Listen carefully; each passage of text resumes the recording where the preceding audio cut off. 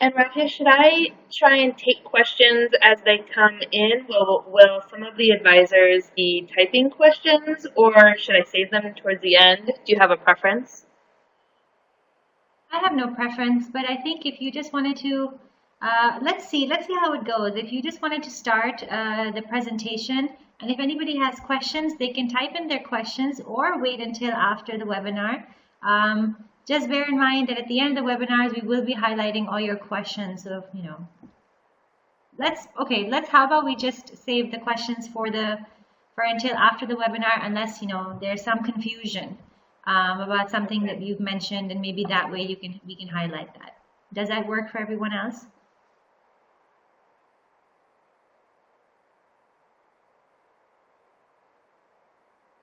Okay, great.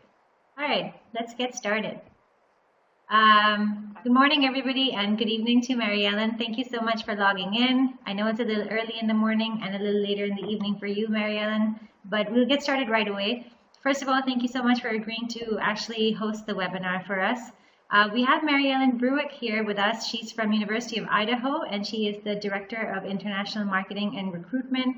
And we're very pleased that she can actually speak to us today about helping students find their right fit for university and major. Mary Ellen, I just quickly introduce myself actually as well. Rafia from the Lahore Education USA office or center in Pakistan. And I'm really happy that most of you could join us today. So Mary Ellen, on to you. Great. Thank you so much for letting me talk with you all today. It's really interesting to learn more about the work that you do, and we really value our relationship with the Education USA advisors and your centers. So thank you very much for the work you do and for being interested in helping students find a university that's a good fit for them. So I have a picture, but I think all of you can see my video and my cool headset. But I got my bachelor's in political science from the University of South Dakota and my master's in comparative international education from the University of Minnesota in Minneapolis. So I definitely have a background in international education. I've had the opportunity to live in several different countries. Japan and in Denmark, both for a year each, and then summers in China and Scotland. And now I've worked at the University of Idaho for about 7 years. So I've learned a lot in my time here working with students and helping them figure out if our university is a good fit for them or if they should be looking somewhere else, which is okay too. Let's see. So I think most of you know lots about the United States, but I use this slide with our students because sometimes students don't realize that there are lots of different areas in the United States and that they all have different cultures. Just like in many of your countries, I know that there are different regions, different areas, different cities, of course. So Idaho is, so Idaho is basically considered in the west coast of the United States, but we also consider ourselves in the northwest. Idaho is a very, very large state. You can kind of see compared to the other states in the United States. And we have a lot of forests, mountains, wild areas. So we have the most forested areas of any of the lower 48 states, which means outside of Alaska. So there's a lot of wilderness in the state of Idaho. And sorry, the slides are going through a little bit slow. But so this is a picture that you may recognize from your computer home screen, depending on what kind of a computer you use. And I show this because it's actually based on the area that the University of Idaho is located, called the Palouse. So this next slide is actually a photo of about 5 kilometers from the University of Idaho campus. So we're part of this area called the Palouse, which is beautiful rolling hills, a lot of farmland, a lot of wheat and lentils and garbanzo beans, chickpeas. So there's a lot of agriculture that takes place in my area, but it's beautiful. And let's see. So I want to talk a little bit about the University of Idaho, just so you know where I'm coming from, so that you can take what I'm saying with a grain of salt, as we say. You would know my background, so you know that I'm coming from the background of a public university. Moscow is the name of our city. It is no relation to Russia or Russian people. I'm sure as it was named many, many years ago, there maybe were some Russian immigrants, but it's about 25,000 people. It's really friendly, easy to live in, safe, low cost of living, lots of outdoor activities. It's just a really nice community. And the University of Idaho is the land grant university for the state of Idaho. We're one of 72 land grant universities. And land grant universities in the United States have a mission to educate the entire population, regardless of funding. So we are a public high research level university. We just celebrated our 125th anniversary. We were founded in 1889. And we are in the top 100 of U.S. public institutions from the U.S. News and World Report.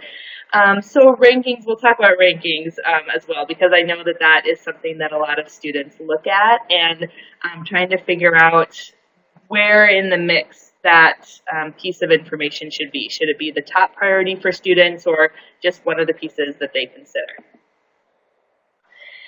And the University of Idaho, this is our president with some of our international students at graduation. We have about 12,000 students. About 10,000 of those students are undergraduates, and about 2,000 are graduate students. We have many, many, many undergraduate majors, many graduate programs, but even though we are a research university, we're really proud of the fact that our students get a lot of personal attention.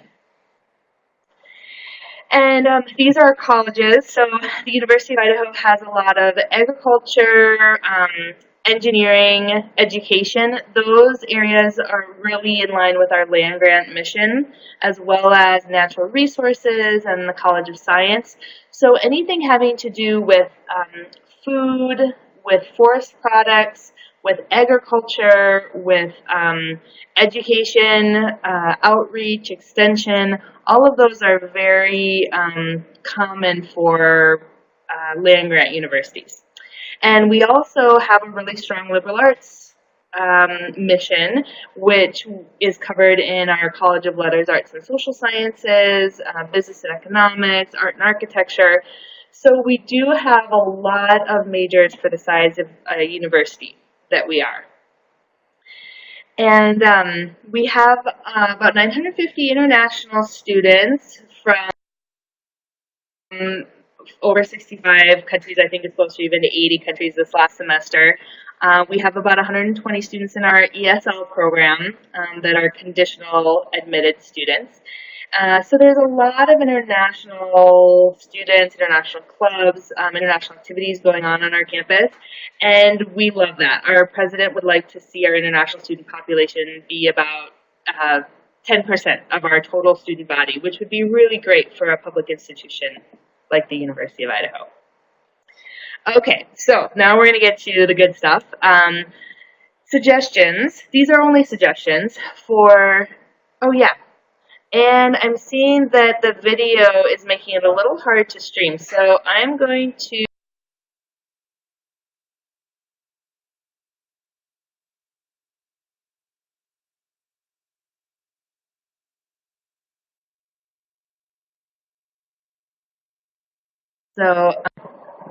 sorry.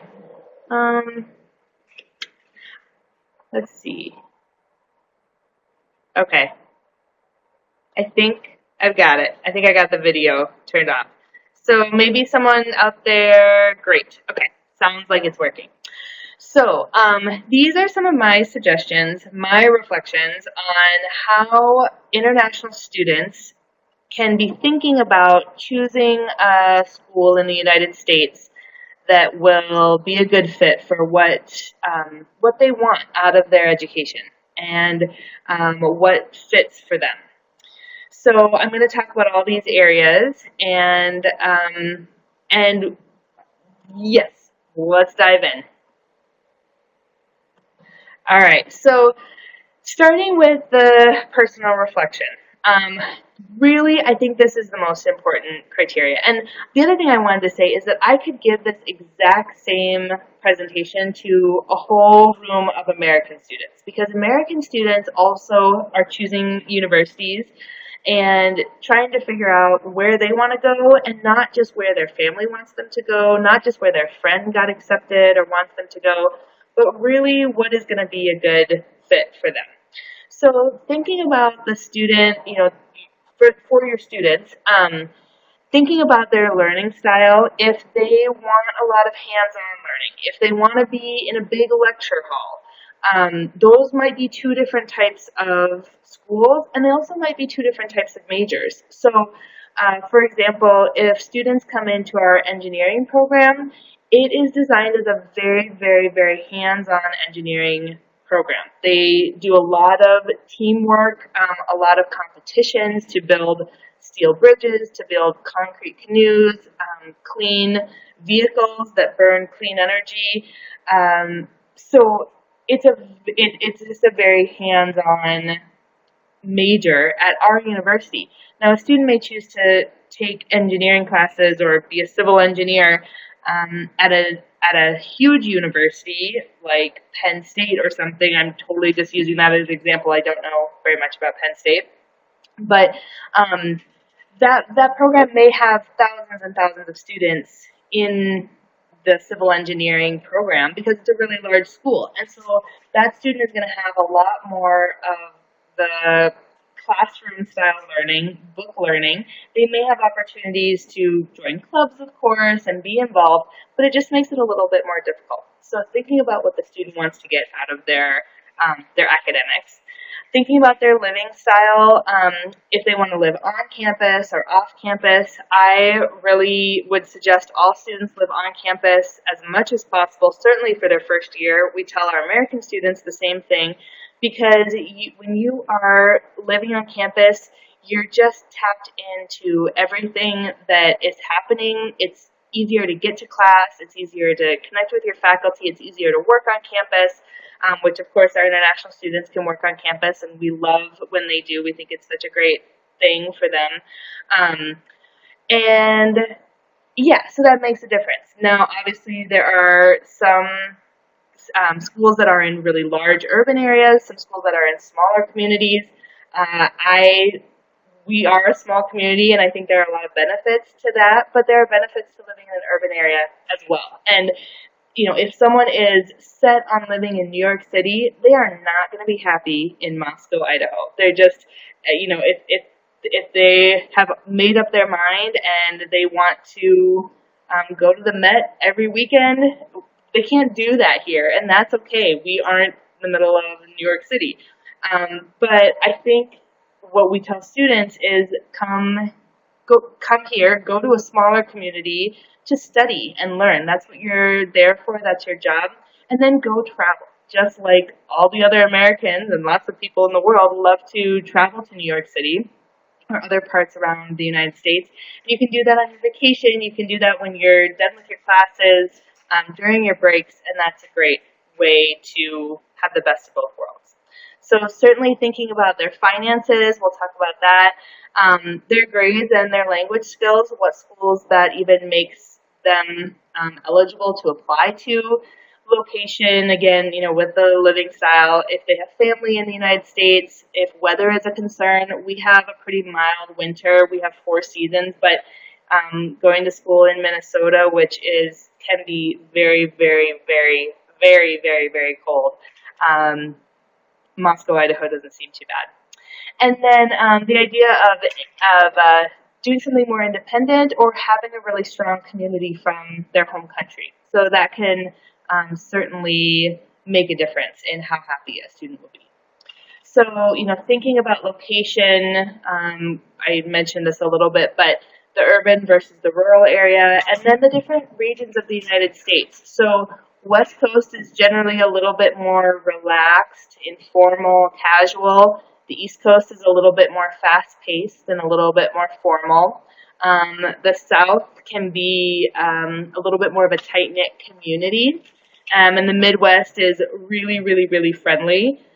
So, obviously, those are stereotypes. There are wonderful people in all different parts of the United States and all different cities. Cost of living is definitely a consideration. We just had visitors from Seattle, which is about an hour flight away from Moscow, Idaho, and they were amazed at how cheap it was for our students to live in our dorms on campus, but also in the community if they have their own apartment. So cost of living for your students will make a difference. And then the opportunities for extracurricular activities, which most U.S. universities are going to have more than students could possibly ever participate in. I was just talking to one of our Omani students, and she joined the women's rugby team, and she's loving it and meeting a lot of Americans. And I told her to tell me the next time that they have a rugby match because I would love to come watch her play. Thinking about the international students that are already there, you may be familiar that the United States has some historically black colleges and universities. HBCUs is what they're called. So if an international student somehow got excited about a historically black college or university and arrived on campus and didn't realize what kind of a school it was, that would maybe be surprising to the international student. So certainly doing some research on the school that they are going to be attending. Thinking about safety, which is something we talk a lot about, both for our international and our American students, wanting our students to be safe. There's a lot of chatter among U.S. universities about how to keep our students as safe as possible, and not necessarily us keeping them safe, but helping students make good decisions so that they keep themselves safe and they also are watching out for one another. Thinking about housing, of course, and then weather. Can make a difference for some students, but it really depends on how big of a deal it feels to them. And I think, sorry, I just realized I'm going back and forth a little bit. Okay. So thinking, of course, about programs that match interest, I get questions from students who want to study pharmaceuticals, pharmacy, pre-pharmacy, nursing, MBAs. We don't have any of those programs. So obviously the University of Idaho is not going to be a good fit for them. But the sooner they can figure that out, the quicker they can move on and find a school that is a good fit for them. Thinking about the advising and the attention that students would get from faculty, from staff, I think is a big piece of the puzzle, as well as the class size. So even at large universities, you may have majors that have very few numbers of students, and so you would get a lot of personal attention from your specific major, even if it's at a huge university. So I really think that the undergrad research opportunities and the internship opportunities are questions that every single undergraduate student should be asking before they make their decision about what school to attend. And the reason for this is because when students are applying to graduate school or when they're applying for jobs after they've earned their bachelor's degree, schools and employers want to know what they've done for work and what they've really done in the field. It's not enough to just have a degree in mechanical engineering. They want students that have worked in a lab, worked with faculty, had an internship, worked on projects, and that's something that, for example, the University of Idaho is really aware of, that there's this need in the private sector for students that come out with some experiences. And so we really make it a point that all of our undergraduate students are getting those kind of hands-on experiences. So helping students even realize that they should be looking at that and asking those questions of the schools that they're interested in attending. The university type also, I talked a little bit about the historically black colleges and universities, public versus private schools. In the United States, both public and private schools can be very, very, very high quality and can be accredited, and so it's not easy to say if one is better than the other.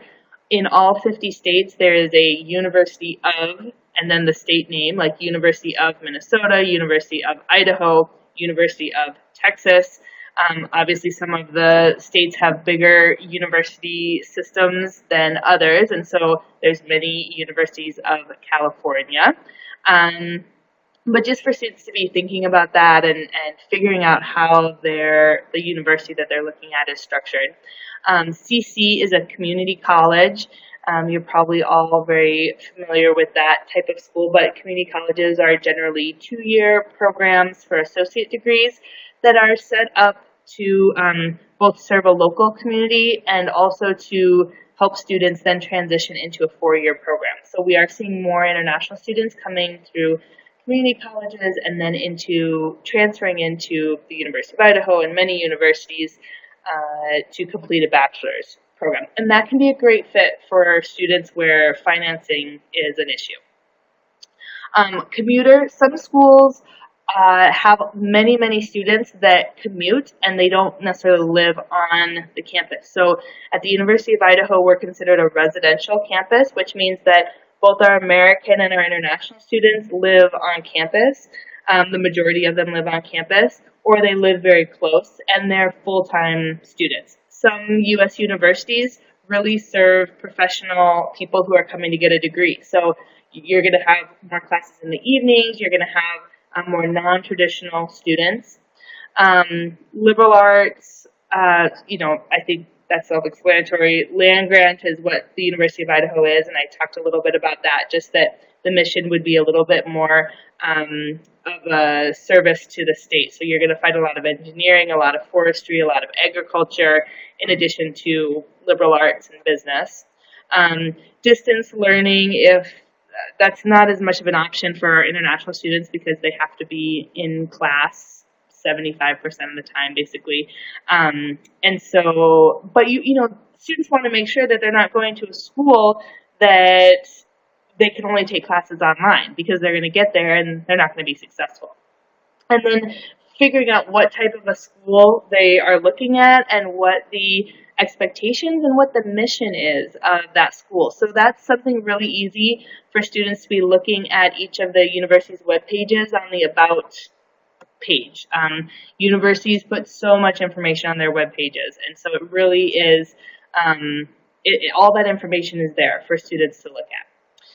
So thinking about admissions, obviously the selectivity of a school, rankings are certainly something that students are thinking about, and maybe our international students more so than our American students, just because internationally thinking about going to school in another country, that's a big deal. It's overwhelming, and so rankings are a very black and white thing that they can look at. But it's not always the best indication of a school that they will be happy at, that they will be successful at, and that they'll meet good people that then will help them. So I often tell students that it's not so much about the school that you go to. It's really about the personal connections that you make at that school. And so you want to choose a school where you have access to faculty, where you have access to upperclassmen that are a year or two ahead of you, and watching them go through the process of finding a job or applying to graduate schools. That is so incredibly important. Certainly students need to be looking at the requirements for admission, the tests and the language requirements. Deadlines are a huge deal. I know you're very familiar with the deadlines, but really, the fall before a student wants to start, or about a year before they want to start, is a good time to be doing their research and starting applications. So some students aren't that far out, and we have our final deadline around May 1st. I think many public schools are similar to that. We have a preferred deadline February 15th, but we can work with students that are interested. So, but it does get more stressful the closer to the summer that students get. Thinking about scholarships, of course, is a big deal for a lot of students, and most schools are very upfront with the scholarships that they offer. And then conditional admissions. The University of Idaho offers conditional admissions for all of our undergraduate majors, and I think that that's becoming more common as well. So one of the things I wanted to talk about a little bit was the fees. Hold on, I'm wondering if nope, okay. So with our fees, I was just going to do a comparison because what we hear a lot is that students want big scholarships, right? And they love getting scholarships that are big scholarships. So these are three schools: University of Idaho in the brown or gold, University of Nebraska Lincoln in the red, and then Colorado State University. So UNL and CSU are what we would consider peer institutions. And I bring this comparison up because you'll see that there's a tuition line, pretty close. Housing, again, pretty close. And then the other is kind of the fees and the personal expenses.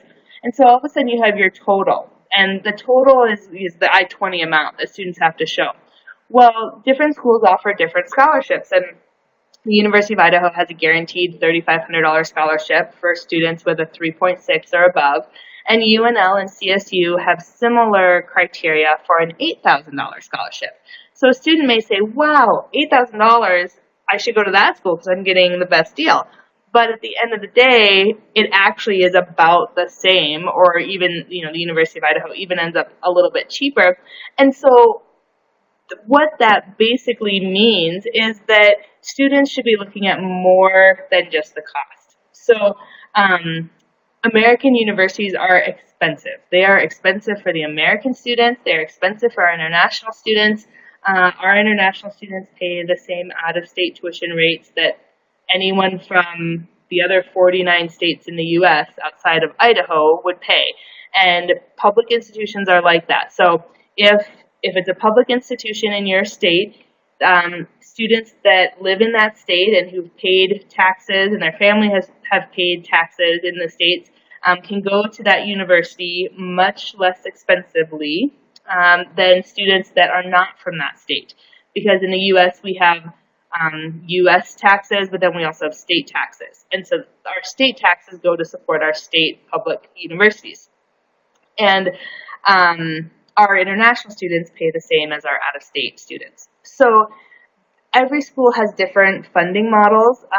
Private schools are often more expensive, but then they also have larger scholarships. So it's really important to look at the numbers closely and consider the final cost of what it will cost for the students to go.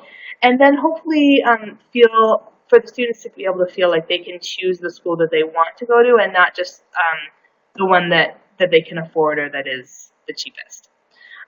So our undergraduate admission requirements are about a 2.5 on a 4.0 GPA. That's for our undergraduate students. And then I just listed out some of the complete application requirements so that you can see what would be pretty common. At the University of Idaho, we're in a position where we can pretty much offer admission to anyone who meets our admission requirements. Because we are a land-grant university, we really can expand our classes for students that meet our requirements. So we're in a really great position in that way. We don't have any capacity issues. For the graduate programs, the admissions criteria is going to be so different than at the undergraduate level, and students are really going to need to connect with the individual faculty that they want to work with and that they want to do research with. So because the faculty in the graduate schools are making the admission decision. And so if a student says, well, I'm really interested in biological engineering or biological sciences, and I always really love to study cats and, cat eyeballs or something. Well, they apply to the University of Idaho, but our faculty study dog eyeballs or they study cat tails or something. It's just not a good fit. It's not that the student doesn't have a great GPA or or could do great research, but they just aren't exactly the right fit for our faculty. And if a student comes along that is interested in the exact same thing that our faculty are studying, then they're going to be given preference. That's probably a really, really bad example, but just to say that at the graduate level, it's even more about a fit between the faculty and the individual students. I also want to mention assistantships at the graduate level. This is something that our international students are always asking about and really interested in, and our American students too at the graduate level. So assistantships means that students are either teaching or doing research to receive a salary and maybe a tuition discount or tuition waiver and a salary to cover their cost of living. But not all assistantships are equal, and it's really important for students to look at what they're really being offered, if it's a full tuition waiver or if it is a partial tuition waiver, what their hourly wage will be, if it's guaranteed year after year. So just making sure that students are looking at all that information. This is a chart that just kind of talks about the difference between undergrad admissions and graduate admissions. This is kind of specific to the University of Idaho, but I do think that many public universities have similar structures. At the undergraduate level, students apply for the university and they can come in for any program, whereas at the graduate level, they apply for a specific program. At the undergrad, we have minimum requirements. If you meet those requirements, you are admitted. At the grad level, you have to meet our minimum requirements, and the department may also have requirements. In addition, they may also require you to be a good fit. So a department may have a higher GRE score and a higher GPA requirement, and your letters of recommendation have to show that you're a good fit for the department. So we have many, many students that are admitted in our undergrad admissions program, whereas graduate admissions is much more competitive.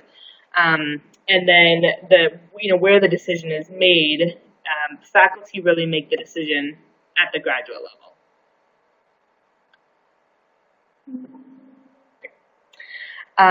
So really thinking about the end goals for students, you want to be advising your students to look at the alumni network that universities have, the job opportunities that students who graduate from that university are able to have access to, and then also getting into internships or graduate programs.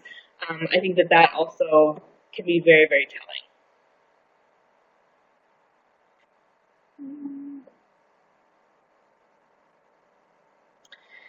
So some of the general tips that I have for you to share with your students.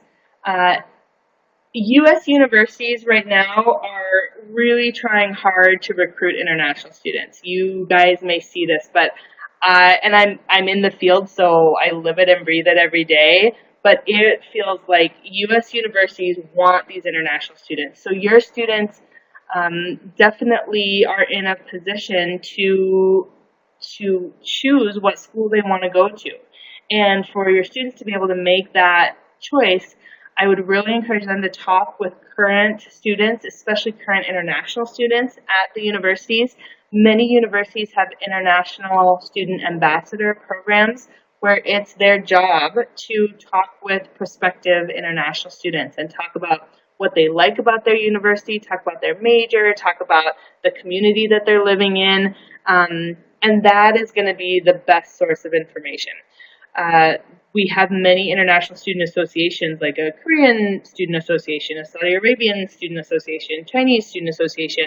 So basically students can form their own cultural groups or international student associations and get funding from the university to have events and hold meetings and be recognized, and then their contact information is public on the website. So that information is pretty readily available on most websites. Talking with international admissions staff or recruiters it's our job. It's my job. I have 3 people on my team in addition to me, where it is our job to talk with international students who have questions. So take advantage of that resource and and students should email and should call and should ask questions because if the university is responsive and excited and has information to share with them, that's a pretty good sign that they're going to be taken care of when they come to campus as well. In that vein, signing up for social media, liking a university on Facebook, following them on Twitter. I know that those are very U.S. centric social media platforms, but that's where most of the U.S. universities are and where they're comfortable. And if your students can become comfortable with those social media platforms, it's just going to help them when they come to the United States for school as well. I cannot stress enough that students should be checking their email. And email is a very, very, very important way that universities are communicating with students. And, I get the sense sometimes that our international and our American students have several email addresses that maybe they use for a little while, or they've set up a couple different email addresses and they can't keep them straight, and then they never go check their Gmail or their Hotmail or their Yahoo or their millions of other type of email addresses. So in your students' college search and admissions process, I would highly recommend that they get a new email account that is something very easy, like their name at gmail.com or yahoo.com or something like that, and they use it for all their admission, all their application material, all of their communications with all their different schools to keep it in a place, because I do get a lot of emails from funny email addresses that are not professional and are not mature, and it might be a nickname for a student or something that they've had since they were 10 or 14, and I would highly recommend that they have an email address that they check regularly and that they stay consistent. Going to virtual fairs is great. We are on College Week Live quite a bit, which I know Education USA is now partnering with them. But there are probably a lot of other great ones out there too. And again, these are U.S. schools that are out there wanting to talk to international students. So having your students come and be ready to talk with the schools, or for students to get on the virtual fair and ask a question like, tell me the best thing about your school, or, just popping into chat rooms saying, do you have a nursing program? It's very easy for students to figure out what schools might be interested.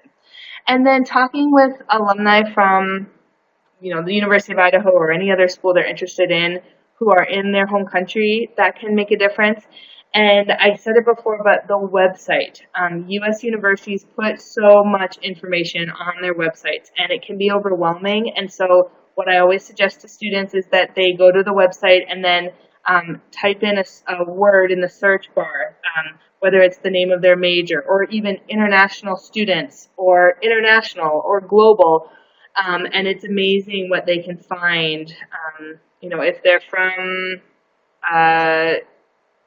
If they're from Pakistan, they can type in, Pakistan into the search bar, and they'll get a ton of articles. They'll get a lot of information about what is happening with Pakistani students or Pakistani partner universities.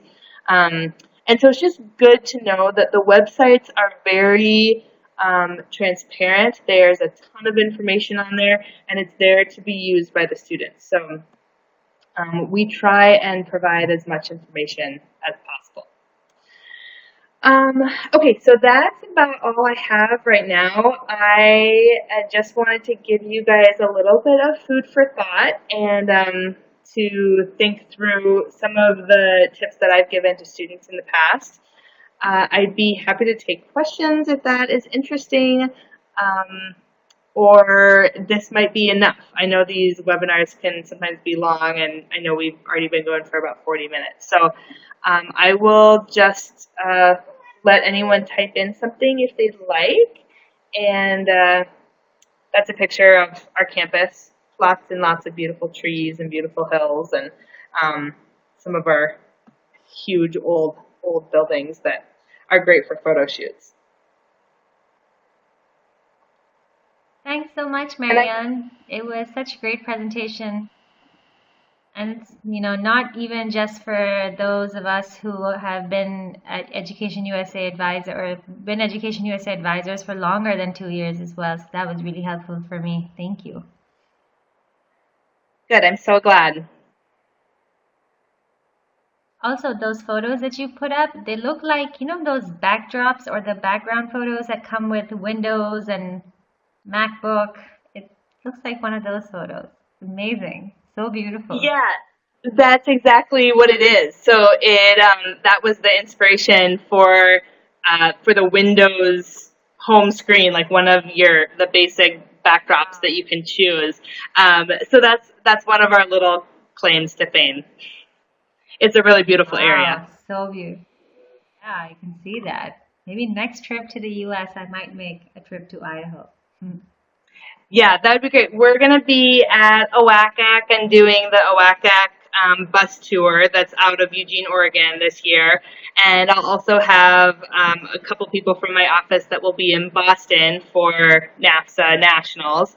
I have a new baby at home, so I'm not doing a lot of traveling for the next few months, but these kind of things are great for me to be doing. Wonderful. I will be at OACAG too, so I'll see you there. Oh, cool. Okay, that's awesome.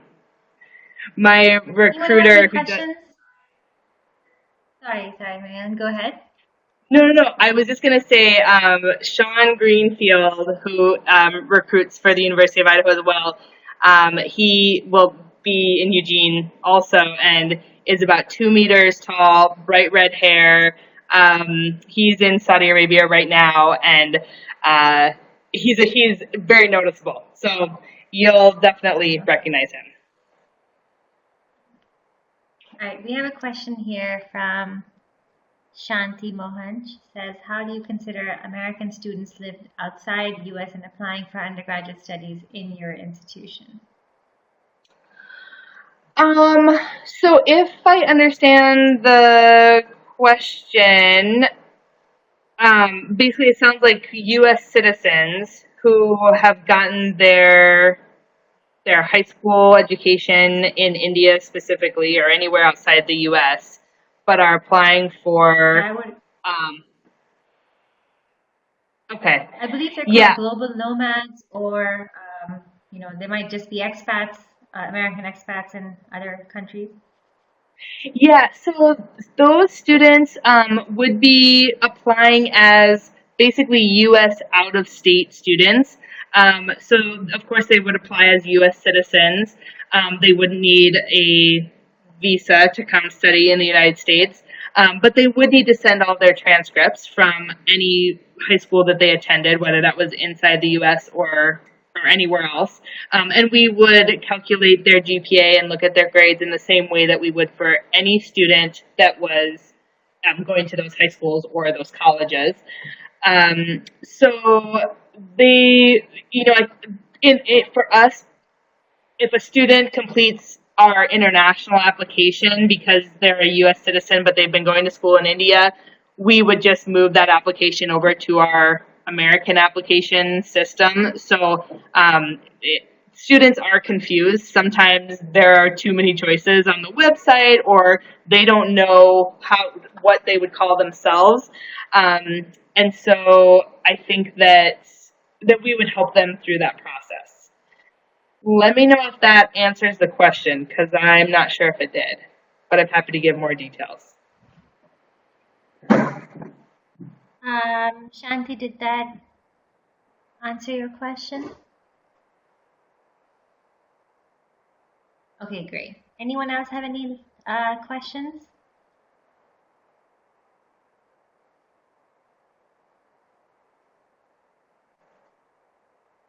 And we also do quite a bit of traveling. We've done the Education USA tours in several different regions, and I would also recommend that students do go to fairs, because I think that schools that are sending recruiters to travel that means that they're interested in working with international students and that they often have resources to provide scholarships and certainly to provide information. So, anytime that students can meet face to face with someone in their area, they should absolutely take advantage of that opportunity. I completely agree. We're really fortunate that we do have a lot of universities visit through Pakistan. In fact, just yesterday we had a visa seminar, and we had a Northeast Technical, Wisconsin Technical College actually come to part of our South Asia tour recently. And in the visa seminar, the student comes in and he says, "Hey, I'm going to the college that he met with the representative from Northeast Wisconsin Technical, and now he's on his way." And he's 27, and he's saying, I realized really, really later in life that I actually still can go for an associate's degree and then hopefully translate that into a bachelor. So there's definitely an opportunity out there for most students. That's really, really cool. Right. We have another. So yeah, for the University of Idaho, we do not require our international students to take an SAT or an ACT because we know it's not available in all locations globally. So for our international students, we do just look at GPA. And that's why for us it's very clear cut that if they have at least a 2.5 on a 4.0 GPA scale, students are basically going to get admitted. For transfer students, they would need a 2.8 if they want to get into engineering programs. Otherwise, for transfer students that have some college work, they would only need a 2.0 from that previous college work. So it's a little bit lower if they're coming from college grades versus high school grades. So that makes it really easy for us to admit students. Now, if those are American students, but they've been going to school overseas, they would have the same requirements. So they would just have to show a 2.0 GPA for most of our majors or a 2.8 for engineering. But we do have a lot of students that transfer in after studying at community colleges in the U.S., international students that have started at a community college, and students that have started at a college in their home country. And it makes sense because, 17 and 18-year-olds are really young to be going overseas and starting a whole college career. And so we understand that sometimes they want to do the first few years closer to home and then transfer to the U.S. So we're set up to work really closely with those students. We have an international articulation specialist that works in our registrar's office and works personally with all those students to figure out how to get as many credits as possible transferred, and that will help them graduate from the University of Idaho as soon as possible. So credits always transfer. That's never a problem to get credits to transfer, but getting them to transfer in a way that will actually help them in their major and graduate as soon as possible takes some skills. It's really an art form. It's not as black and white as you might think. Thank you so much, Mariellen. Anybody have any other questions?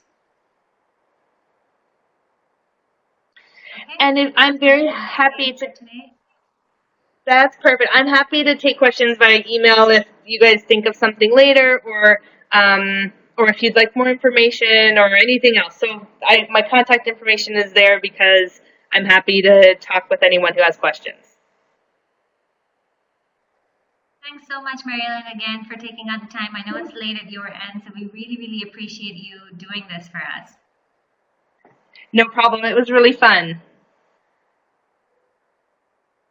All right, everybody, thanks so much for attending, and I hope that you guys do reach out to Mariellen if you have any questions whatsoever. If you have any questions about webinars, how to host them, please feel free to send me an email. I'll be very happy to guide you. And thanks again, and take care, and good evening or good night to you, Mariellen. Yes, thank you very much. You're most welcome. Goodbye. Bye.